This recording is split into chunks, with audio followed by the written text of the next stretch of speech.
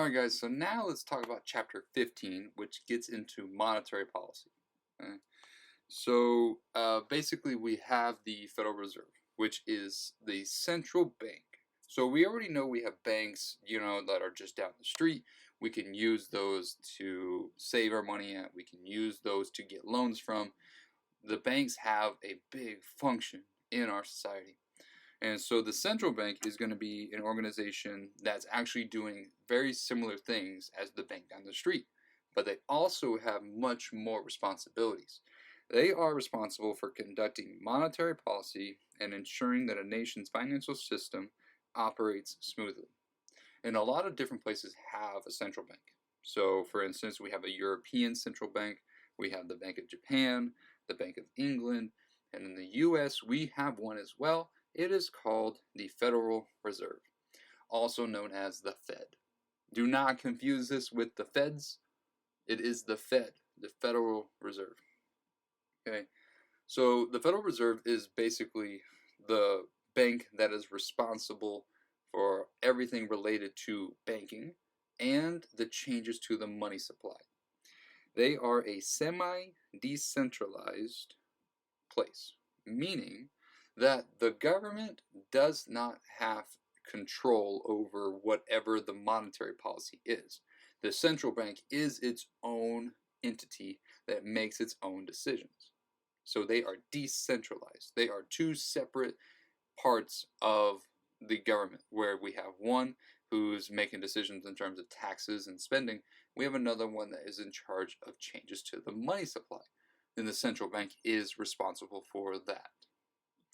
So we do have some mixing of government appointees with the representation from private sector banks. So basically what's happening here is that the government does have some say over who can be in the central bank, but the government cannot just tell them, hey, you need to increase the money supply.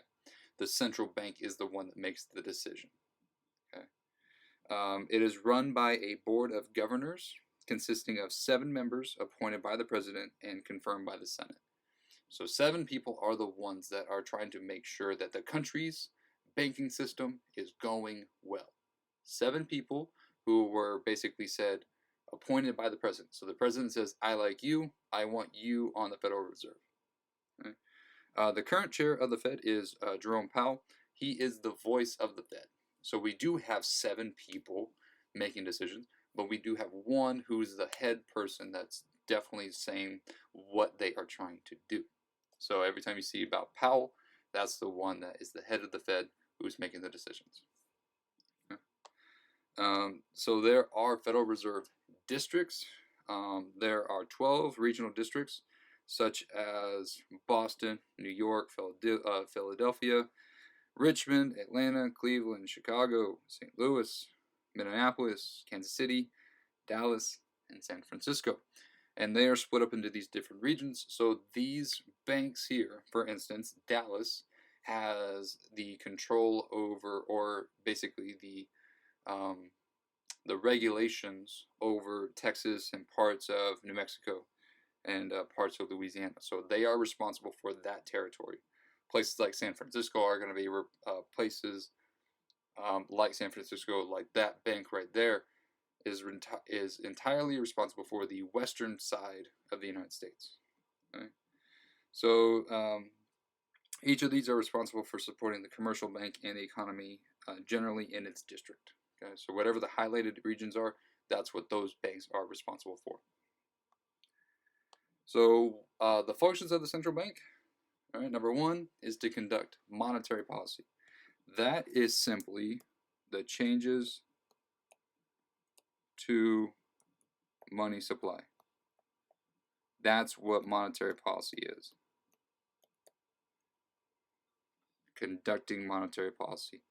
Anytime you see the word money, like monetary, that's money. And we are looking for the changes to the money policy, monetary policy. Okay. They provide stability for the financial system, because basically if the banks could just do whatever they want, that could lead to bank failure.